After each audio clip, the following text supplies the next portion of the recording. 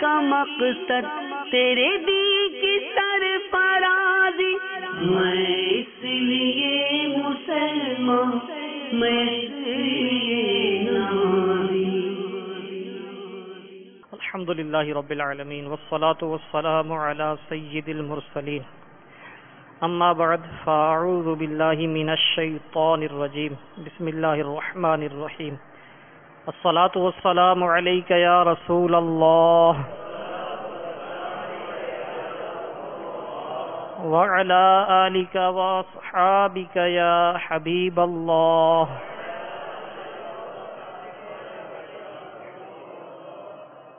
الصلاة والسلام علیک یا نبی اللہ وعلی آلک واصحابک یا نور اللہ۔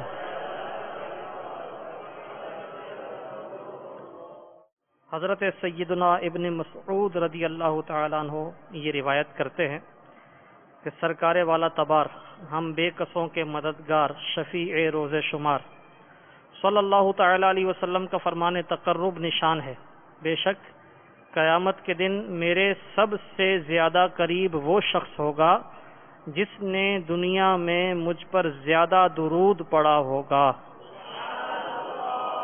صلو علی الحبیب صلی اللہ تعالی علی محمد وعلی آلہ وصحبہ وسلم۔ میٹھے میٹھے اسلامی بھائیوں، ایک بار پھر الحمدللہ عز و جل ہم اپنے سلسلے کے ساتھ حاضر ہیں۔ حصول ثواب آخرت کے لیے ابتدا نیت کیجئے کہ یہ نیتیں بھی اور اس سلسلے میں شرکت بھی یہ ثواب حاصل کرنے کے لیے کر رہا ہوں۔ انشاءاللہ عز و جل علم دین سیکھوں گا، عمل بھی کروں گا، نیکی کی دعوت عام کرنے کی نیت سے انشاءاللہ یہ مدنی پھول دوسروں تک بھی پہنچاؤں گا۔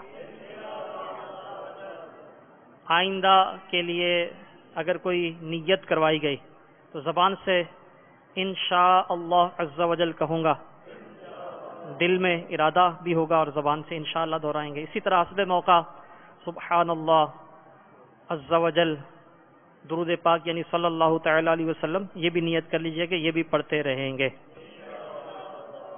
صلو علی الحبیب صلی اللہ تعالی علی محمد وعلی آلہ وصحبہ وسلم۔ میٹھے میٹھے اسلامی بھائیوں، شیطان ہمارا دشمن ہے، وہ کبھی بھی نہیں چاہتا کہ ہم با کردار مسلمان بنیں۔ ہمارے وہ اسلامی بھائی جو دین کی خدمت کا جذبہ رکھتے ہیں، ان کے لیے یہ خصوصی سلسلہ ہے۔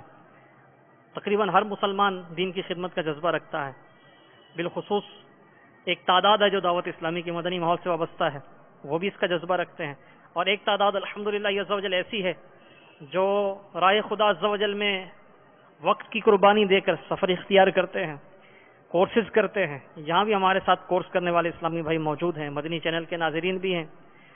آپ نے ایک حکایت سنی ہوگی بنی اسرائیل کے عابد کی، کہ بنی اسرائیل کا ایک ایسا شخص تھا کہ جس کی ساری عمر اللہ تعالیٰ کی عبادت ہی میں کٹی تھی۔ اللہ تبارک و تعالیٰ کا اس پر یہ انعام تھا کہ وہ جہاں جاتا بادل کا ایک ٹکڑا اس کے سر پہ سایہ کیے رہتا۔ آپ نے یہ واقعہ سنا ہوگا، مدنی چینل کے ناظرین نے بھی ہو سکتا ہے سنا ہو۔ ایک بار وہ ایک جگہ پہ موجود تھا، اسی زمانے کا ایک ایسا شخص کہ جس کی عمر اللہ تعالیٰ کی نافرمانی میں گزر رہی تھی۔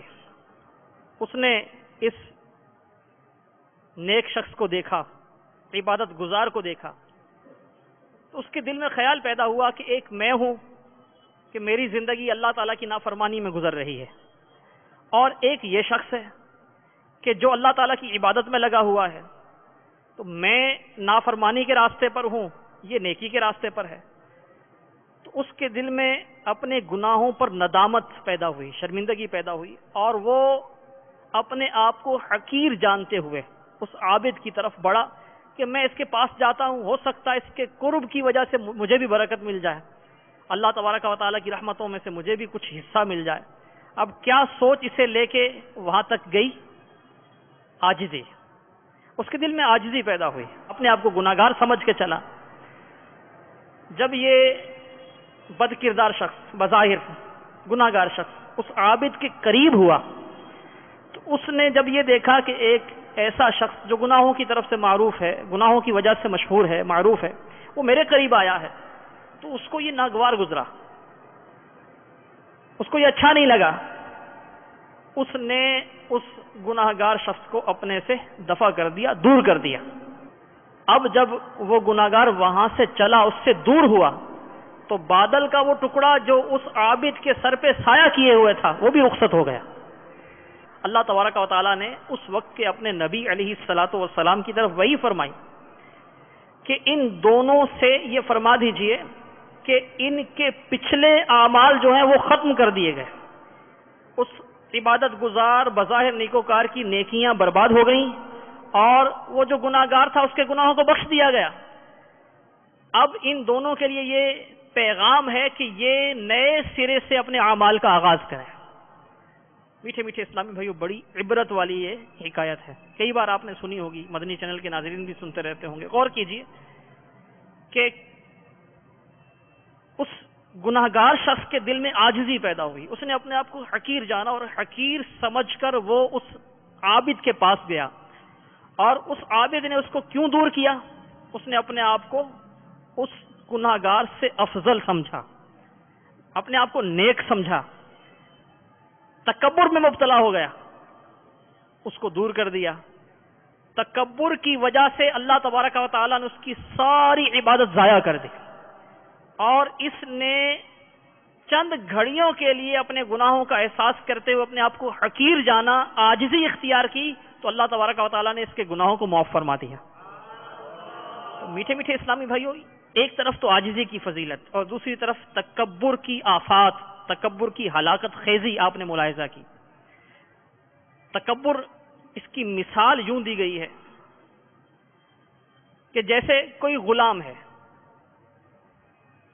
وہ بادشاہ کے تخت پہ بیٹھ جائے، بادشاہ کا لباس پہن لے، تاج سر پہ پہن لے، جو ایک بادشاہ کا مقام ہے اس پہ بیٹھے، اس کی سی وجہ قطع اختیار کرے بادشاہ کی اجازت کے بغیر. تو جس طرح ایسا کرنے والا غلام وہ سزا کا حقدار ٹھہرے گا، ظاہر بادشاہ اس پہ ناراض ہوگا، اس نے یہ کیا کیا ہے. تو اسی طرح تکبر جو ہے، یہ پیارے آقا علیہ الصلوۃ والسلام ارشاد فرماتے ہیں کہ رب عز و جل ارشاد فرماتا ہے کبریائی یہ میری چادر ہے، لہذا جو میری چادر کے معاملے میں مجھ سے جھگڑے گا میں اسے پاش پاش کر دوں گا. یعنی تکبر، یہ کبریائی، یہ اللہ تبارک و تعالیٰ کو روا ہے. اب جو ناتواں بندہ ہے اگر وہ تکبر کرتا ہے تو اس کی مثال اس غلام کی سی ہے جو بادشاہ کا لباس پہن کر، بادشاہ کا تاج پہن کر اس کے تخت پہ جا بیٹھے. میٹھے میٹھے اسلامی بھائیوں، یہ جو حدیث آپ نے سنی، مفتی احمد یار خان نعیمی رحمۃ اللہ تعالی علیہ نے اس کے تحت یہ ارشاد فرمایا، وہ حدیث کہ اللہ تبارک و تعالیٰ نے کبریائی کو اپنی چادر سے تعبیر فرمایا.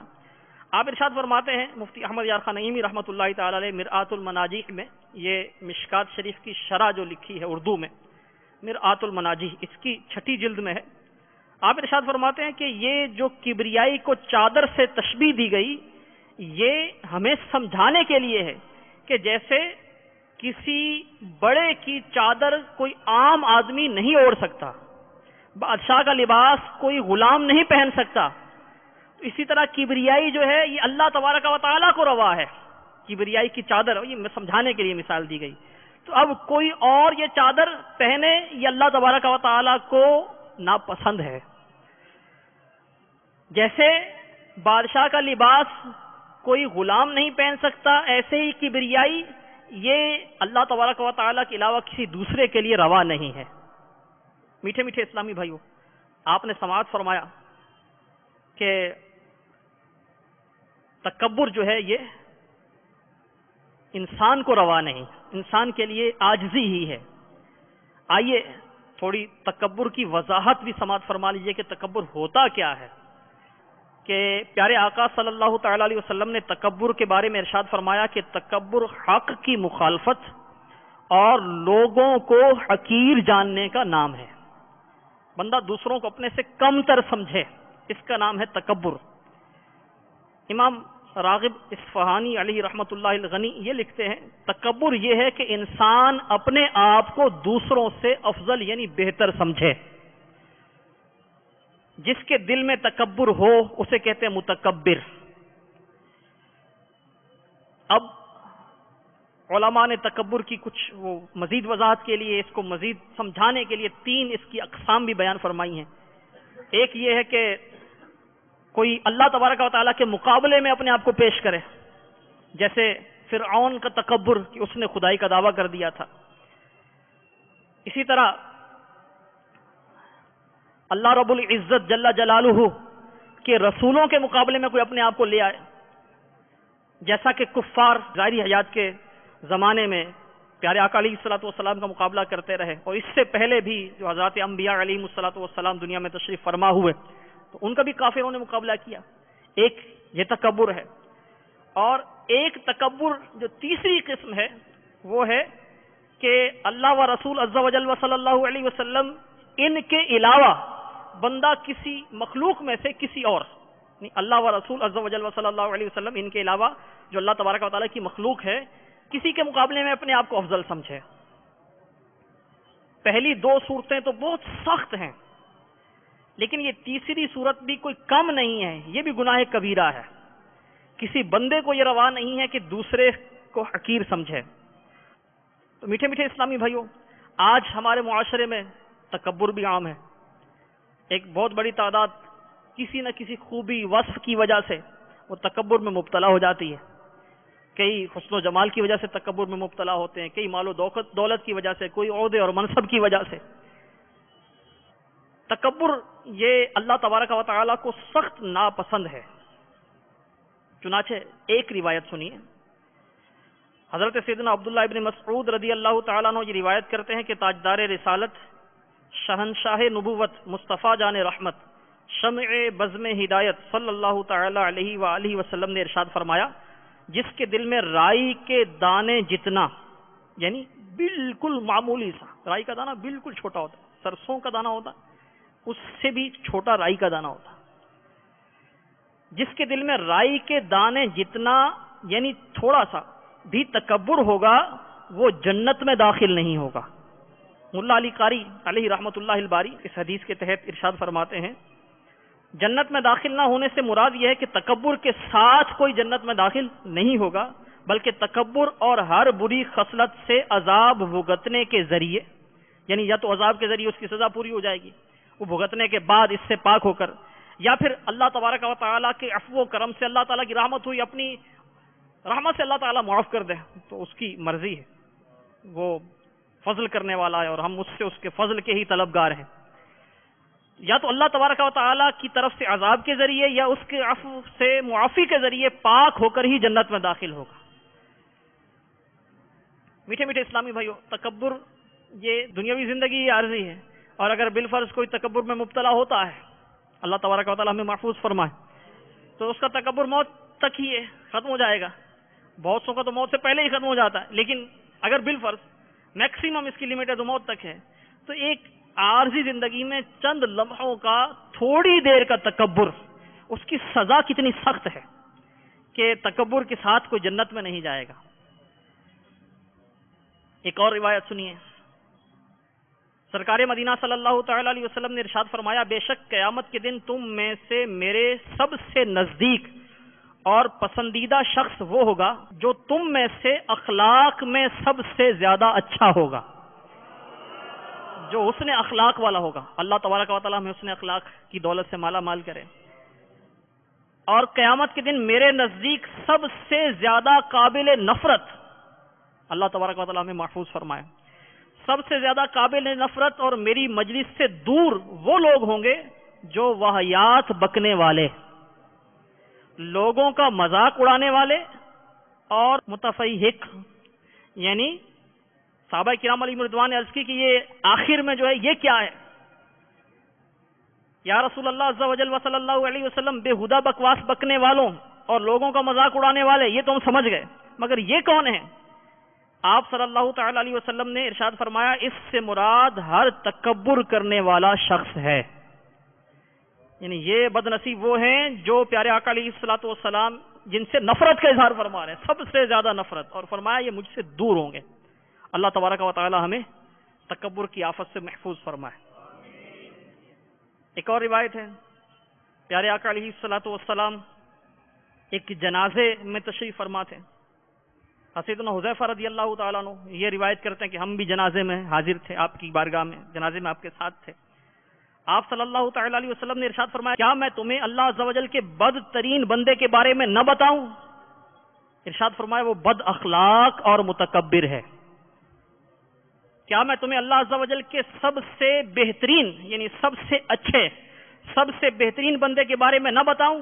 وہ کمزور اور ضعیف سمجھا جانے والا وہ سیدھا لباس پہننے والا شخص ہے، لیکن اگر وہ کسی بات پر اللہ عز و جل کی قسم کھا لے تو اللہ عز و جل اس کی قسم ضرور پوری فرمائے۔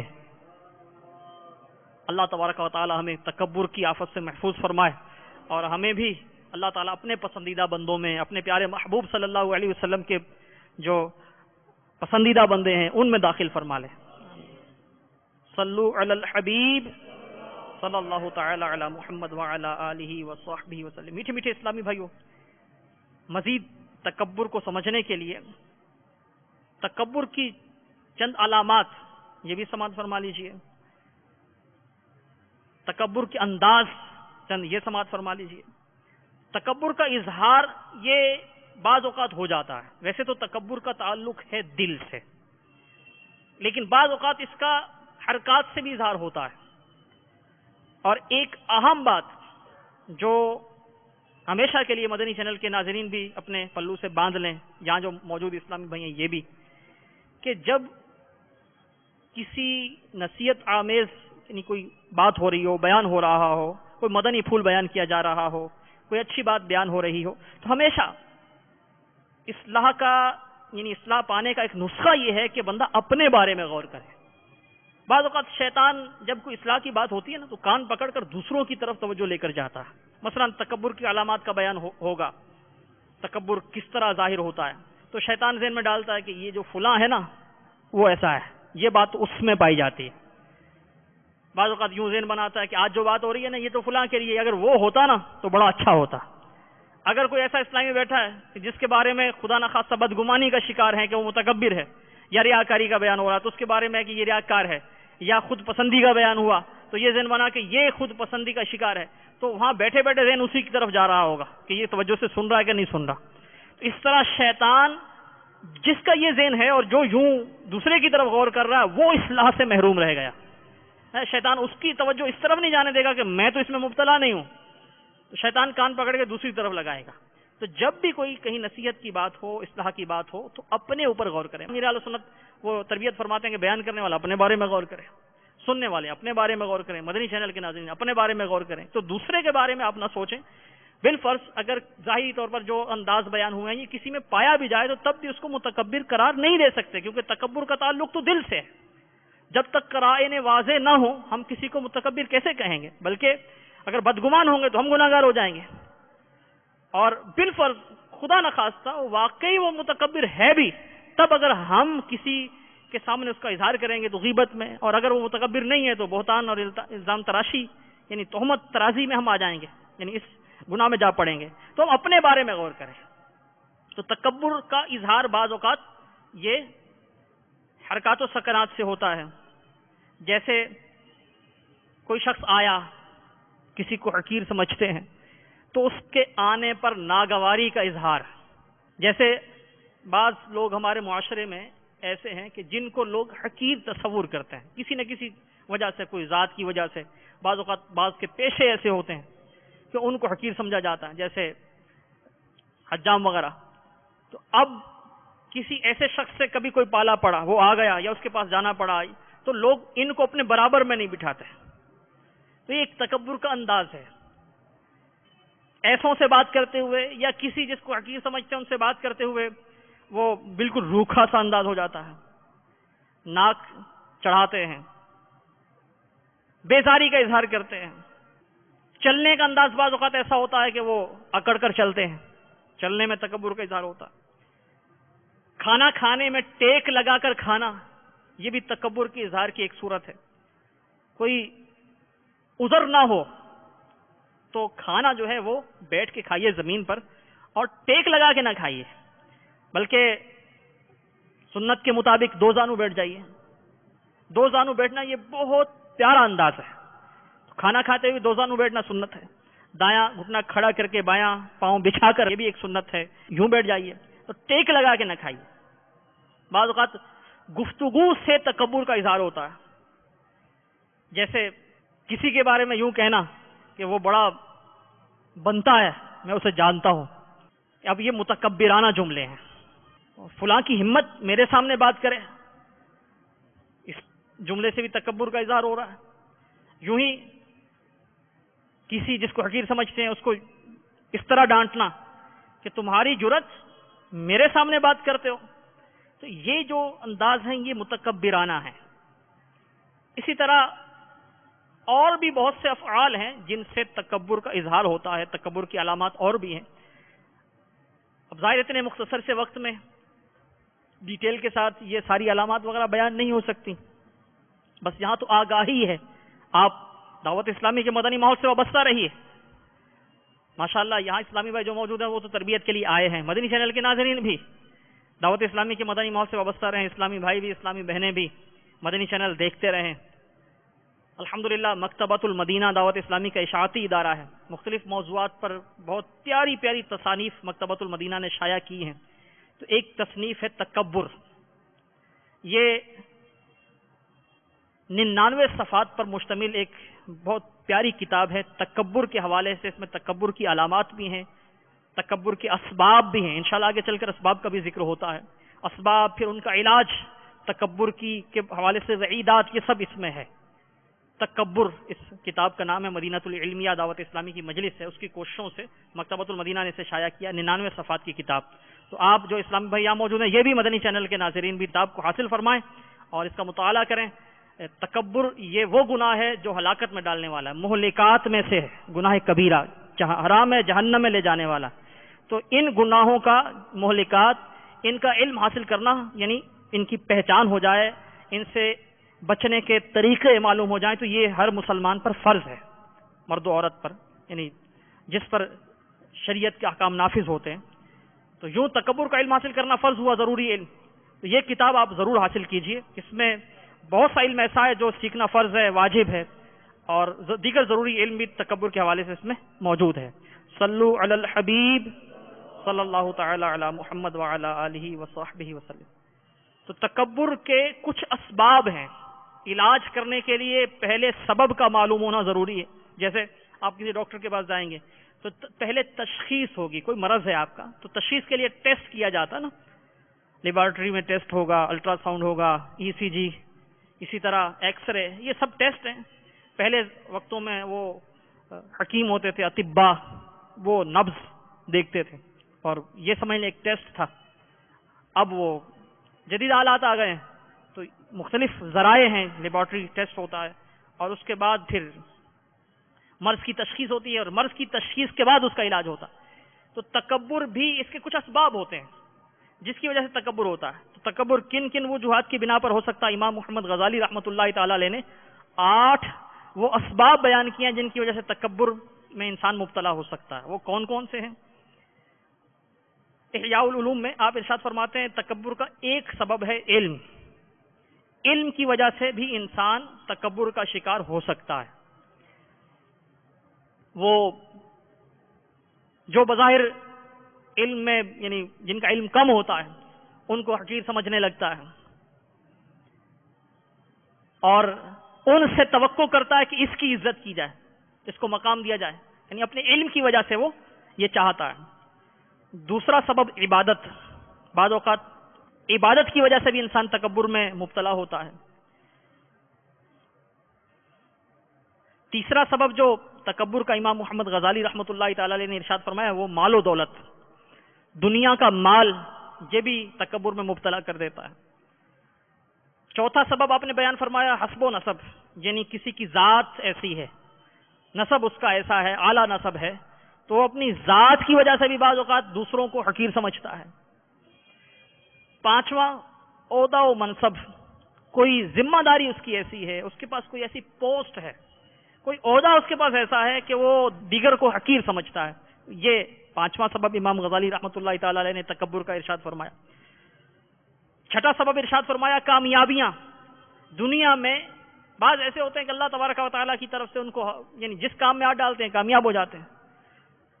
اسکول کالج کی تعلیم میں بھی کامیاب رہے، آگے بڑھے، بزنس میں آئے وہاں کامیاب ہوئے، مقابلے کا امتحان دیا وہاں کامیاب ہو گئے، اچھی پوسٹ پہ چلے گئے، تو کامیابیاں ان کو ملتی ہیں پے در پہ.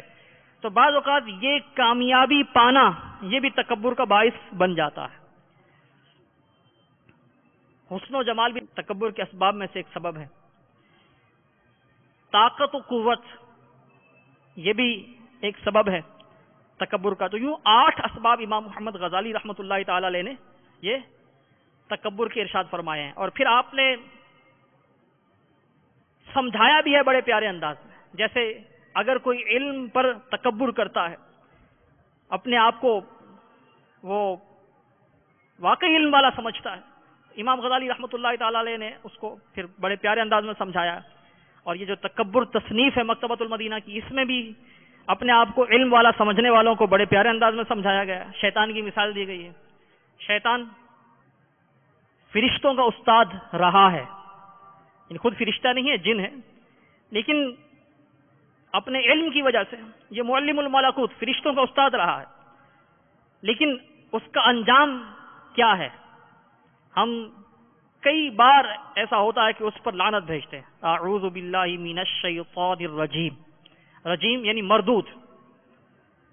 ہر وقت اس پر پھٹکار پڑتی ہے، اور اللہ تبارک و تعالی یعنی کی بارگاہ سے یہ دھتکارا گیا ہے. دھتکارے جانے کی وجہ ہے وہ بھی تکبر ہی ہے. یعنی اللہ تبارک و تعالی نے جب حضرت آدم علیہ نبینا علیہ الصلوۃ والسلام کی تخلیق فرمائی اور فرشتوں کو سجدے کا حکم دیا، تو اسے بھی حکم دیا، لیکن اس نے بڑائی اختیار کی اور تکبر کیا اور یہ کہا کہ میں اس سے بہتر ہوں، کیونکہ یہ تو مٹی سے بنے ہیں اور میں آگ سے بنا ہوں. اس نے تکبر کیا اور اللہ تبارک و تعالی نے اس کو ہمیشہ کے لیے مردود کر دیا. تو اگر علم کی وجہ سے تکبر ہے تو پھر شیطان بہت بڑا علم والا تھا. اور حدیث شریف میں تو یہ بھی ہے کہ جو اپنے آپ کو علم والا سمجھے، علم والا کہے، حدیث شریف میں من قال انا عالم، جو یہ کہے کہ میں علم والا ہوں، فہو جاہل، جس نے یہ کہا کہ میں علم والا ہوں وہ جاہل ہے. تو علم تو انسان کو اللہ تبارک و تعالیٰ کی معرفت عطا کرتا ہے. علم تو عاجزی سکھاتا ہے. جو علم سیکھے گا اور حقیقی طور پر علم اس کو کے لیے نفع بخش بھی ہوگا، علم دین حاصل کرے اور علم دین اس کو نفع پہنچائے، تو اس کے دل میں، اس کے قلب میں تو یہ بات راسخ ہو جائے گی کہ کبریائی اللہ تبارک و تعالیٰ کے لیے ہے، کسی اور کو تکبر روا نہیں ہے. اس کو تو یہ بات یعنی سمجھ میں آ جائے گی، راسخ ہو جائے گی. تو آیت کریمہ کا مفہوم ہے کہ اللہ تعالیٰ سے ڈرنے والے علماء ہی ہیں. تو علم تو انسان کو اللہ تبارک و تعالیٰ کو خوف دلاتا ہے، خشیت میں مبتلا کرتا ہے. لیکن اگر کوئی علم حاصل کرے اور تکبر میں مبتلا ہو جائے تو اس کے علم نے اس کو فائدہ نہیں دیا، تو پھر وہ جاہل ہی ہے کہ علم کی برکتوں سے محروم ہے. مثالیں بہت سی دی جاتی ہیں کہ چراغ تلے اندھیرا ہوتا ہے. اسی طرح وہ ملاحوں کے حوالے سے جو کشتی چلاتے ہیں، وہ پانی میں رہتے ہیں ہر وقت، لیکن ان کے بارے میں کہا جاتا ہے کہ ان کے گھڑے جو ہیں وہ خالی ہوتے ہیں. تو اس کی مثال بھی یوں ہی ہوئی کہ وہ اگرچہ علم اس نے حاصل کیا، پڑھتا ہے، پڑھاتا ہے، لیکن خود اس علم کے فوائد سے وہ عاری ہے، اس کو وہ فائد حاصل نہیں ہو رہے. تکبر مال و دولت کی وجہ سے ہے. تو غور کیجئے کہ جتنا بھی مال ہے پل بھر میں ضائع ہو سکتا ہے، اور اگر ضائع نہ بھی ہو تو اس کی وقعت ہی کیا. ہارون الرشید یہ بڑے علم دوست بادشاہ تھے رحمت اللہ تعالی علیہ. ان کے دربار میں علماء موجود رہتے تھے. ایک بار ان کو پیاس لگی تو پینے کے لیے پانی منگوایا. اس وقت ایک عالم صاحب بھی موجود تھے. تو انہوں نے یعنی جب وہ پانی کا گلاس آیا، انہوں نے کہا کہ آپ تھوڑی دیر کے لیے رک جائیے، پہلے مجھے ایک سوال کا جواب دیجیے. ہارون الرشید نے پوچھا کہ آپ پوچھیے، سوال کیجیے. استفسار کیا. وہ عالم صاحب کہنے لگے کہ مجھے اس سوال کا جواب دیجیے کہ اگر آپ کسی ایسی جگہ پہ ہوں جہاں پانی نہ مل رہا ہو، یہاں تک کہ پیاس کی شدت سے آپ قریب المرگ ہو جائیں، یعنی اب اپنی جان پر بن جائے اور ایسے میں پانی کا ایک گلاس آپ کو دیا جائے، آپ کیا کریں گے؟ اس کے عوض اگر آپ کو کہا جائے کہ اس کا عوض دیں، اس کا بدلہ دیں، تو آپ کتنا مال دے کر وہ گلاس خریدیں گے؟ تو ہارون رشید نے کہا کہ اگر ایسا آئے تو پھر میں تو اپنی آدھی سلطنت بھی دے دوں گا پانی کا گلاس لینے کے لیے۔ وہ عالم صاحب فرمانے لگے کہ اچھا اب یہ بھی ارشاد فرمائی کہ آپ وہ گلاس، پانی کا گلاس پی لیں، اور اب وہ پانی آپ کے جسم سے باہر نہ آئے، یعنی آپ کا پیشاب بند ہو جائے، اب آپ کو علاج کروانا پڑے، تو علاج پر کتنی رقم خرچ کریں گے؟ بادشاہ نے کہا کہ آدھی سلطنت اس پہ خرچ کر دوں گا، اگر وہ پیشاب بند ہو جائے تو ظاہر ہے زندہ رہنا محال ہو جائے گا، بڑی اذیت میں رہوں گا، تو میں تو آدھی سلطنت دے کر بھی علاج کرواؤں گا۔ تو وہ حقانی عالم ارشاد فرمانے لگے کہ اے بادشاہ، جس کی قیمت فقط اتنی ہی ہے اس پر آپ کتنا تکبر کر سکتے ہیں؟ سمجھانے کے لیے بڑی زبردست مثال ہے۔ اب تکبر کے جو بھی اسباب ہیں اگر ہم غور کریں تو تھوڑا سا غور کرنے سے سارے وہ جو نشہ ہوتا ہے نا وہ سارا ہرن ہو جاتا ہے۔ انسان حسب نسب کی وجہ سے، حسن و جمال کی وجہ سے، طاقت کی وجہ سے، عہدے کی وجہ سے، علم کی وجہ سے تکبر کرتا ہے، لیکن وہ ہے کیا؟ یہ غور کریں۔ ایک بہت پیاری نصیحت حضرت سیدنا معرف بن عبداللہ رحمت اللہ تعالی علیہ نے ایک سپہ سالار کو فرمائی، سنیے، مدنی چینل کے ناظرین بھی غور کریں، بڑی پیاری نصیحت ہے۔ محلب ایک سپہ سالار تھا، اس کو آپ نے دیکھا کہ ریشمی جبہ اس نے پہنا ہوا ہے اور بڑا ہی اکڑ کے چل رہا ہے، آگے پیچھے خدام ہے، بڑی اس کی شاہانہ وہ کر و فر ہے اور بڑی اکڑ کے جا رہا ہے، ناپسندیدہ انداز اس کا۔ آپ رحمت اللہ تعالی نے مخاطب کیا اسے اور ارشاد فرمایا کہ اے اللہ عز و جل کے بندے، اللہ تعالیٰ اور اس کے رسول صلی اللہ علیہ وسلم کو یہ چال پسند نہیں ہے۔ اب یہ جملہ یعنی نفس و شیطان ہمارے ذہن میں بھی ڈالتے ہوں گے، بعض اوقات اس کا اظہار بھی ہوتا ہوگا کہ میں کون ہوں، تمہیں نہیں پتا میں کون ہوں، تم مجھے جانتے نہیں ہو۔ اس نے بھی جواباً یوں ہی کہا، کیا تم مجھے پہچانتے نہیں کہ میں کون ہوں؟ میں کون ہوں، تو کون ہے، میں تجھے جانتا ہوں۔ آپ نے بڑا پیارا جواب ارشاد فرمایا۔ تو جس کے ذہن میں شیطان یہ بات ڈالے کہ فلاں مجھے جانتا نہیں ہے، میں کون ہوں، میں تو یوں ہوں، میں تو یوں ہوں، بڑا ہی پیارا جواب ارشاد فرمایا۔ ارشاد فرمایا کہ ہاں میں تجھے جانتا ہوں، تمہارا آغاز ایک گندے قطرے سے ہوا اور تمہارا انجام بدبودار مردے کی صورت میں ہے، اور ان دونوں کے جو بیچ میں وقت ہے، یعنی آغاز اور انتہا، انجام، اس کے بیچ میں تمہاری حالت یہ ہے کہ تمہارے پیٹ میں گندگی بھری ہوئی ہے، تم گندگی اٹھائے پھرتے ہو۔ جب محلب نے یہ سنا تو اس کو غصہ تو بہت آیا، لیکن جب اس نے غور کیا تو بات تو بالکل سچ تھی۔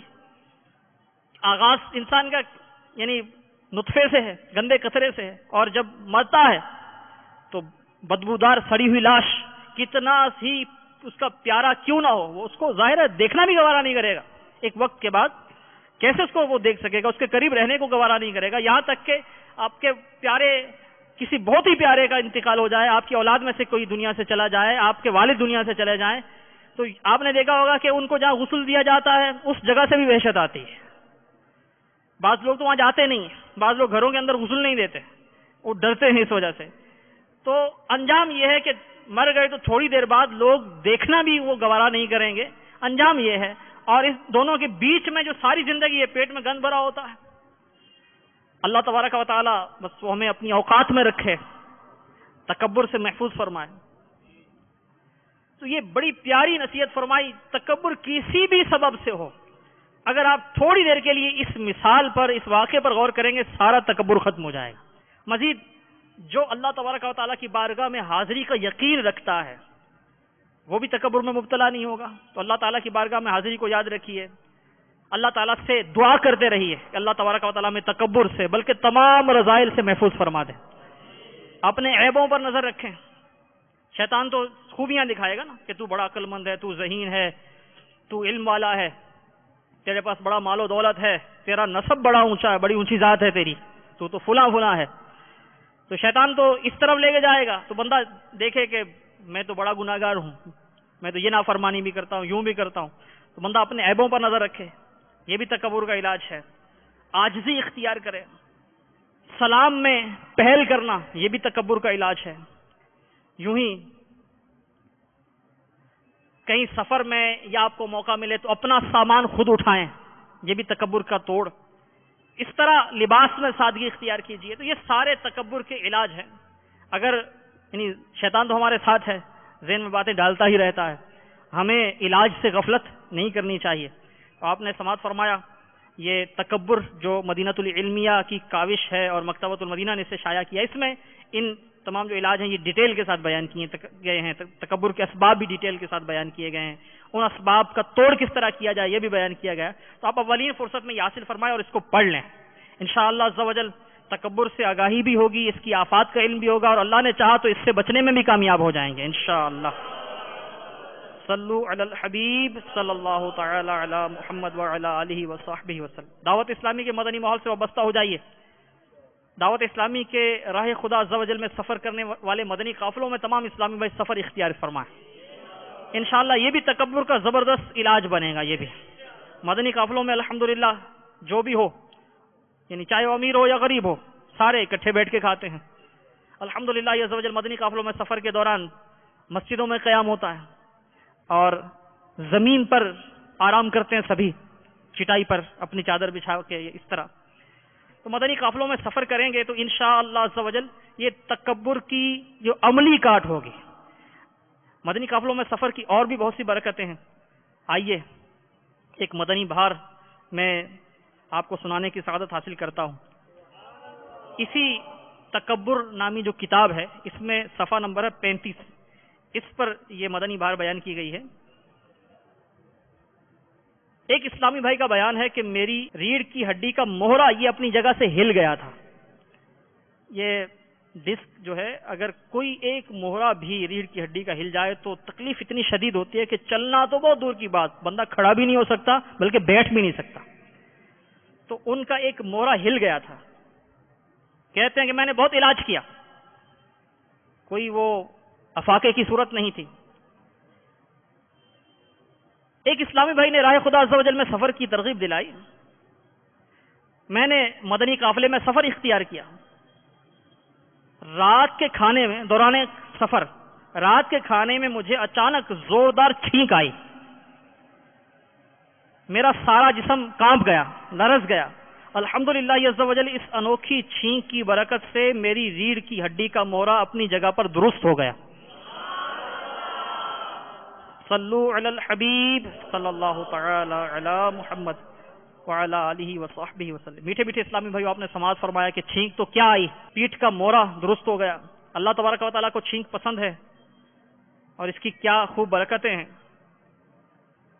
دعوت اسلامی کے اشاعتی ادارے مکتبۃ المدینہ کا رسالہ ہے 163 مدنی پھول، اس میں چھینک کے حوالے سے بھی مدنی پھول ہیں.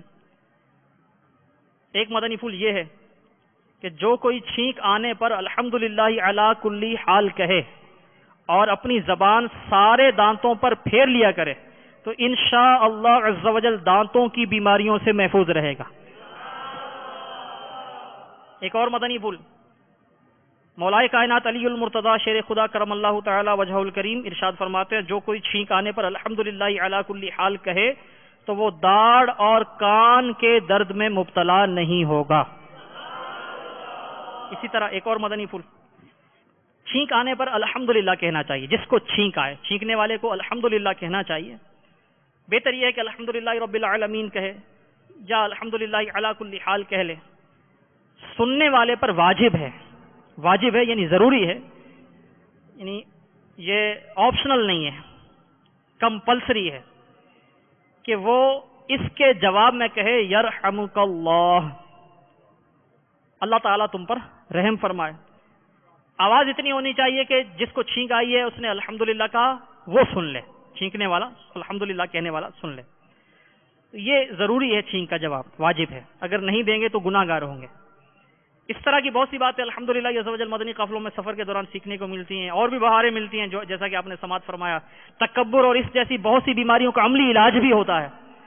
یہاں الحمدللہ جو اسلامی بھائی موجود ہیں یہ تو رائے خدا عز و جل میں سفر کریں گے ہی. اللہ تعالیٰ ہمیں دعوت اسلامی کے مدنی ماحول میں مدنی کام کرتے رہنے کی سعادتیں بخشے، استقامت عطا فرمائے. مدنی چینل کے ناظرین بھی اسلامی بھائی مدنی قافلوں میں سفر اختیار فرمائے، اسلامی بہنیں اپنے یہاں ہونے والے اجتماعات میں شرکت کریں، اسلامی بھائی بھی اجتماعات میں شرکت کریں. انشاءاللہ تکبر اور اس طرح کی بہت سی بیماریوں سے نہ صرف آگاہی حاصل ہوگی بلکہ انشاءاللہ عز و جل ان کا علاج بھی ہو جائے گا انشاءاللہ.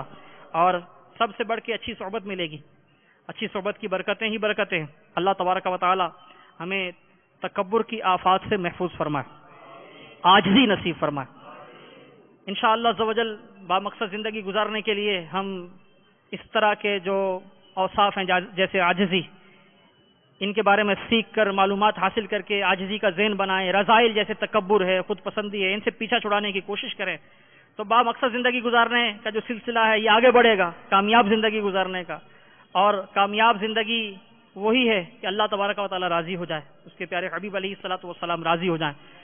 زندگی کے بہت سے مقصد ہو سکتے ہیں، کوئی کسی کے لیے جیتا ہوگا، کوئی دنیا میں جو عام معنوں میں کہا جاتا بڑا آدمی بننے کے لیے جیتا ہوگا. بچوں کی اسی انداز سے شروع میں ہی تربیت کی جاتی ہے. لیکن الحمدللہ عز و جل ہمارا بھی ایک مدنی مقصد ہے. وہ مدنی مقصد کیا ہے؟ مجھے اپنی اور ساری دنیا کے لوگوں کی اصلاح کی کوشش کرنی ہے انشاءاللہ عز و جل. مدنی چینل کے ناظرین وقفے وقفے سے یہ سنتے بھی ہوں گے، آپ بھی اس کو اپنا مدنی مقصد بنا لیجئے. دعوت اسلامی کے مدنی ماحول سے عملی طور پر وابستہ ہو جائیے، مدنی کاموں میں شریک رہیے، انشاءاللہ ڈھیروں برکتیں ملیں گی انشاءاللہ. ہماری جنگ ہے شیطان کے خلاف، انشاءاللہ جاری رہے گی. شیطان کے خلاف جنگ انشاءاللہ. صلو علی الحبیب صلی اللہ تعالی علیہ وسلم. میری زندگی کا مقصد تیرے دین کی سرفرازی، میں اس لیے مسلمان، میں اس لیے نبی.